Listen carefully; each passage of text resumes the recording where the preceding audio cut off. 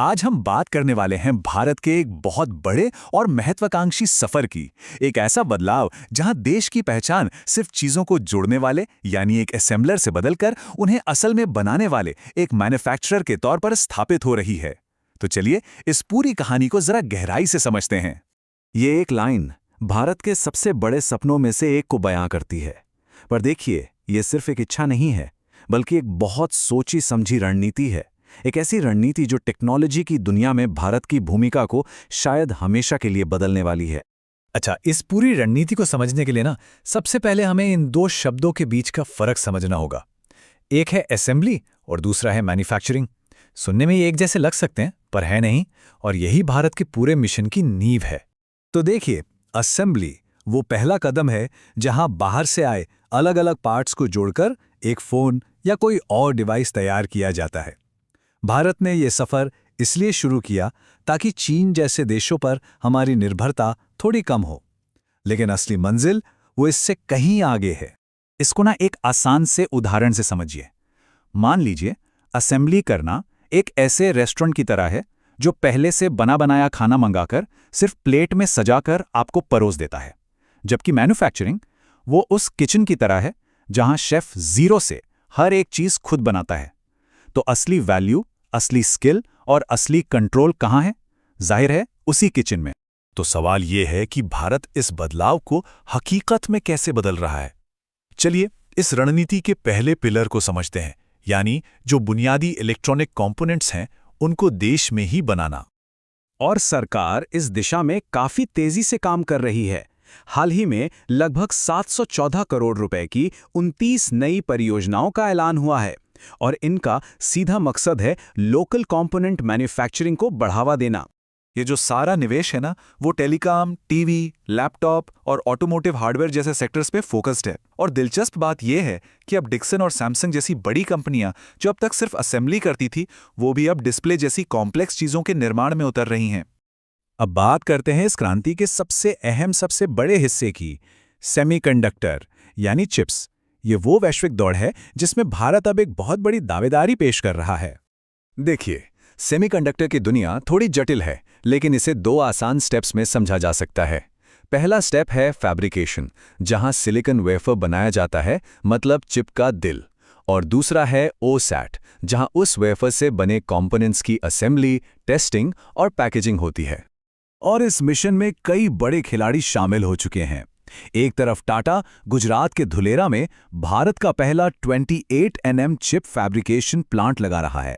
वहीं माइक्रॉन जैसी ग्लोबल दिग्गज कंपनी ओसैट सुविधाओं के साथ भारत में टेस्टिंग और पैकेजिंग का काम शुरू कर चुकी है।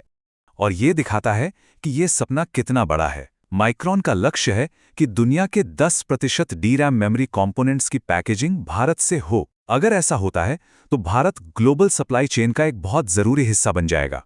अब जो चीज़ वाकई में बहुत दिलचस्प है वो ये है कि ये पूरी स्ट्रैटेजी सिर्फ फ़ोन और कंप्यूटर तक ही सीमित नहीं है, बल्कि ये हमारे ट्रांसपोर्ट के भविष्य तक जाती है, यानी इलेक्ट्रिक व्हीकल्स। ये कदम सीधे तौर पर एक जियोपॉलिटिकल मूव है। चीन ने 2025 से रेयर अर्थ मिनरल्स के एक्सपोर्ट पर कुछ बैन लगाने की घोषणा की है। उसी के जवाब में भारत ने अपनी ईवी इंडस्ट्री की सप्लाई चेन को सुरक्षित करने के लिए ये प्रोजेक्ट शुरू किया है। ये टाइमलाइन दिखाती है कि भारत कितनी तेजी से बदलना चाहता है। अभी हम बैटरी के लिए बहुत ज़्यादा इंपोर्ट पर निर्भर हैं, लेकिन बस कुछ ही सालों में हम अपनी ईवीज़ को देश में बनी बैटरियों से पावर देने की स्थिति में होंगे, टाटा, रिलायंस और ओला की गीगा फैक्ट्रीज की बदौलत। तो यहाँ एक बहुत महत्वपूर्ण बात समझने वाली है। मैन्युफैक्चरिंग आज की ज़रूरतें पूरी करती है, आज का निर्माण करती है, लेकिन जो रिसर्च और डेवलपमेंट है यानी R&D, वो कल का निर्माण करता है। इसी सोच के साथ भारत 6G टेक्नोलॉजी में अभी से एक बड़ी छलांग लगा रहा है। लक्ष्य ये है कि भविष्य की टेक्नोलॉजी की इंटेलेक्चुअल प्रॉपर्टी हमारे पास हो, ताकि हमें दूसरे देशों को महंगी रॉयल्टी ना देनी पड़े। 2030 तक का लक्ष्य है कि दुनिया के 10% 6G पेटेंट भारत के नाम हों। सरकार उस समस्या को भी हल करने की कोशिश कर रही है जहां स्टार्टअप्स अक्सर लंबे और मुश्किल R&D प्रोजेक्ट से बचते हैं। इसके लिए उन्हें लंबे समय तक वित्तीय मदद दी जा रही है ताकि वो कोर टेक्नोलॉजी बनाने पर ध्यान दे सकें। जाहिर है, जब सपना इतना बड़ा हो तो रास्ता आसान नहीं होता। इस महत्वाकांक्षा को पूरा करने के रास्ते में कई बड़ी और महत्वपूर्ण बाधाएं भी हैं। तो चलिए थोड़ा रियलिस्टिक होकर बात करते हैं। ये जो बदलाव है, ये रातों रात नहीं होने वाला, और इसे पूरा करने के लिए कई बड़ी चुनौतियों को पार करना होगा। देखिए, एडवांस चिप्स बनाने की दौड़ बहुत लंबी है। इसमें 8 से 10 साल भी लग सकते हैं। हम आज भी ज़रूरी टेक्नोलॉजी के लिए विदेशी मदद पर बहुत ज़्यादा निर्भर हैं, और देश में पेटेंट मंजूर होने की रफ्तार भी एक चुनौती बनी हुई है। यहाँ ये याद रखना जरूरी है कि आखिरी लक्ष्य सिर्फ सस्ते फोन बनाना नहीं है। असली मकसद है आर्थिक आत्मनिर्भरता हासिल करना और भारत को ग्लोबल टेक्नोलॉजी सप्लाई चेन में एक बहुत ही महत्वपूर्ण एक्सपोर्ट हब के रूप में स्थापित करना। और यही इस पूरी कहानी का सार है। हो सकता है शुरुआत थोड़ी धीमी हो, लेकिन दिशा और इरादा वो बिल्कुल साफ है। भारत अब सिर्फ एक दर्शक नहीं, बल्कि इस खेल का एक बड़ा खिलाड़ी बनने की तैयारी कर रहा है। ये एक बहुत बड़ा सवाल है, जिसका जवाब हमें आने वाला समय ही देगा।